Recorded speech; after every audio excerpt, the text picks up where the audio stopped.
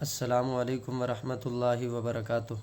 میرے محترم دوستو، مال خرچ کرنے کے بارے میں اللہ جل شانہ کے پاک کلام اور اس کے سچے رسول سید البشر صلی اللہ علیہ وسلم کے ارشادات میں مال خرچ کرنے کی ترغیب اور اس کے فضائل اتنی کثرت سے وارد ہیں کہ حد نہیں۔ ان کو دیکھنے سے معلوم ہوتا ہے کہ روپیہ پیسہ پاس رکھنے کی چیز ہے ہی نہیں، یہ پیدا ہی اس لیے ہوا ہے کہ اس کو اللہ جل شانہ کے راستہ میں خرچ کیا جائے۔ جتنی کثرت سے اس مسئلہ پر ارشادات ہیں، ان کا 10واں 20واں حصہ بھی بیان کرنا مشکل ہے۔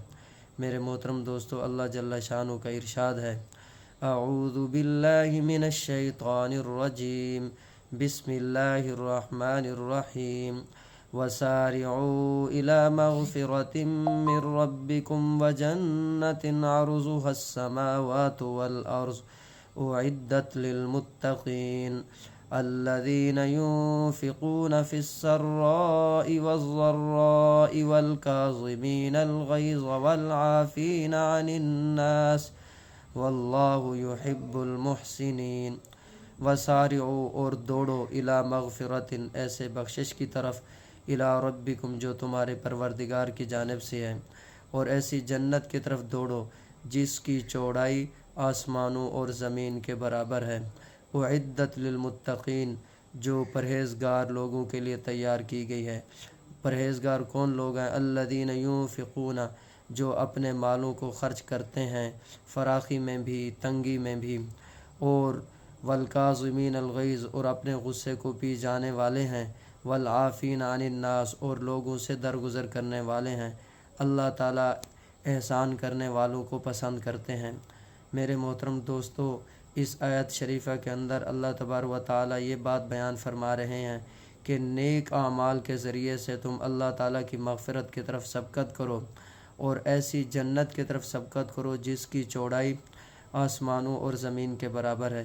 میرے محترم دوستو، سارے آسمان برابر میں جوڑ دیے جائیں، جیسے ایک کپڑا دوسرے کپڑے کے ساتھ جوڑ دیا جاتا ہے، اسی طرح ساتوں زمینیں برابر میں ایک دوسرے کے ساتھ جوڑ دی جائیں تو ان کی جتنی چوڑائی ہے اتنی جنت کی چوڑائی ہے۔ سبحان اللہ۔ حضرت ابن عباس رضی اللہ تعالی عنہما سے بھی یہی منقول ہے۔ حضرت ابن عباس رضی اللہ تعالی عنہما نے اپنے شاگرد حضرت قریب رحمۃ اللہ علیہ کو ایک تورات کے عالم کے پاس بھیجا اور ان سے جنت کی وسعت کا حال دریافت کیا، تو انہوں نے حضرت موسیٰ علیٰ نبینا علیہ الصلاۃ والسلام کے صحیفے نکالے اور کہا کہ جنت کی چوڑائی اتنی ہے کہ آسمانوں اور زمین کو برابر جوڑ دیا جائے۔ سبحان اللہ۔ میرے محترم دوستو، جنگ بدر کے دن حضرت انس بن مالک رضی اللہ تعالی عنہ فرماتے ہیں کہ حضور اقدس صلی اللہ علیہ وسلم نے ارشاد فرمایا، لوگو ایسے جنت کی طرف دوڑو جس کی وسعت اور پھیلاؤ سارے آسمان اور زمین کے برابر ہے۔ ایک صحابی رسول حضرت عمیر بن حمام انصاری رضی اللہ تعالی عنہ کھڑے ہوئے اور تعجب سے عرض کیا، یا رسول اللہ، ایسی جنت کی اس کی چوڑائی اتنی زیادہ ہے؟ حضور صلی اللہ علیہ وسلم نے فرمایا کہ جی ہاں۔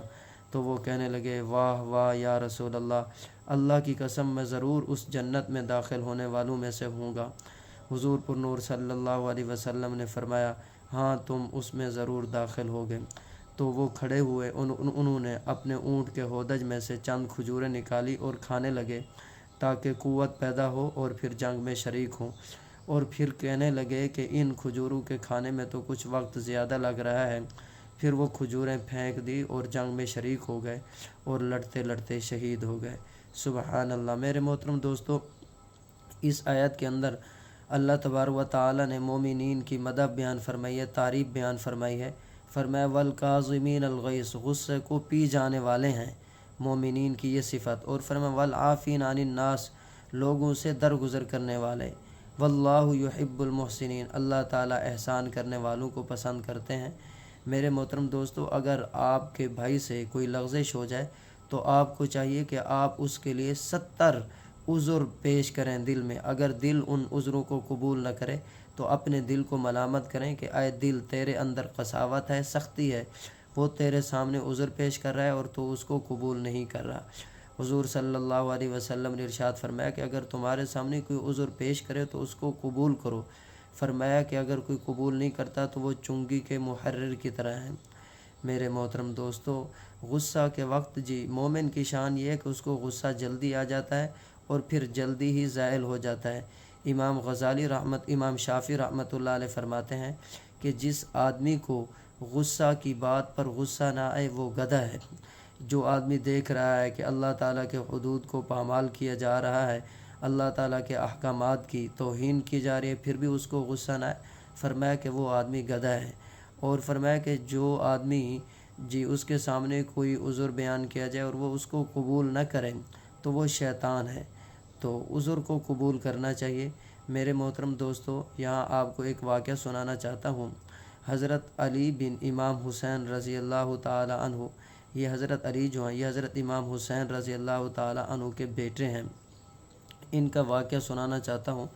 ان کی ایک لونڈی تھی، باندی تھی، وہ ان کو وضو کرا رہی تھی، اور وضو کراتے کراتے ان کے ہاتھ سے لوٹا گرا اور وہ لوٹا ان کے چہرے کے اوپر لگا، تو چہرے کے اوپر زخم لگ گیا، اور انہوں نے تیز نگاہوں سے اس لونڈی کی طرف دیکھا تو انہوں نے فوراً یہ آیت پڑھی، والکاظمین الغیظ، غصہ کو پی جانے والے۔ فرمایا کہ میں نے غصہ کو پی لیا۔ پھر اس کے بعد انہوں نے پڑھا والعافین عن الناس، اور لوگوں سے درگزر فرمانے والے۔ تو حضرت علی بن امام حسین نے فرمایا کہ میں نے تجھ سے درگزر فرمایا۔ پھر انہوں نے پڑھا واللہ یحب المحسنین، اللہ احسان کرنے والوں کو پسند کرتے ہیں، تو انہوں نے اس لونڈی کو آزاد کر دیا۔ سبحان اللہ۔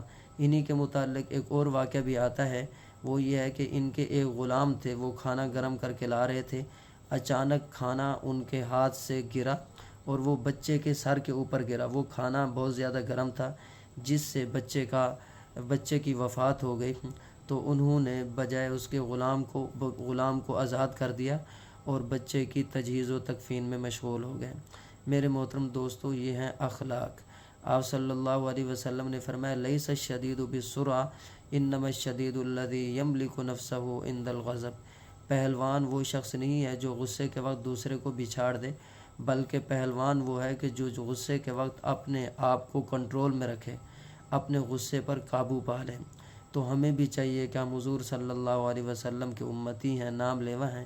اگر کبھی ہمارے کسی دوست سے کوئی غلطی ہو جائے، لغزش ہو جائے، تو اس کی غلطی کو، اس کی لغزش کو معاف کر دینا چاہیے۔ غصہ اگر کبھی آئے تو غصہ کو کنٹرول کریں۔ اللہ تعالیٰ مجھے تمام مسلمانوں کو عمل کی توفیق عطا فرمائے۔ آخر میں آپ سے گزارش یہ ہے، یہ ایک قرآن پاک کی آیت کا درس ہے، ثواب کی نیت سے شیئر کیجئے گا۔ نیز آپ کو کوئی بھی دینی مسئلہ درپیش ہو وہ بھی استفسار کر سکتے ہو۔ مفتی محمد افضل عفا اللہ عنہ۔